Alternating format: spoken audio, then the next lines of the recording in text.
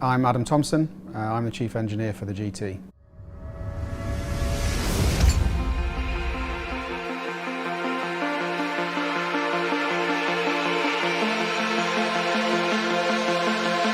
The car comes with a comfort, a sport and a track mode.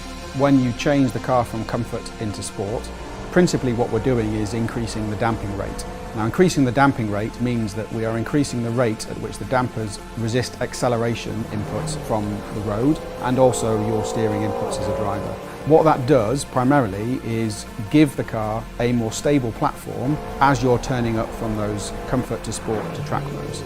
So in its top setting in track mode, what we're trying to achieve is the most stable and stiff platform for driving on a race circuit. Principally what that's doing is resisting pitch and moment, so when you brake, the front end of the car doesn't dip too much, but also then when you're steering around a corner, that we're trying to maintain a stiff and stable platform, so resisting that roll moment in the car as you go around the corner.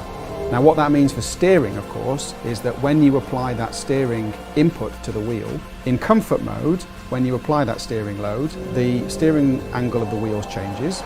That will start to yaw the car around the corner, and what happens is the car leans over into that corner, the car will roll, and at the point that the car goes into that roll, it will then start to change direction. If you change from comfort into sport mode, because the amount that the car is rolling before it turns is reduced, because we're applying more damping and therefore resisting that roll, the steering will start to feel quicker. So you'll notice, if you go from comfort to sport to track, a noticeable change in how direct and quick the steering feels, because the car is reacting more to that change in roll moment as you apply the steering load. We can decide how much damping to apply within a few microseconds of you as a driver applying that steering load. So we can decide mode by mode just how much we want to increase or reduce that damping depending on how quick we want the steering to feel.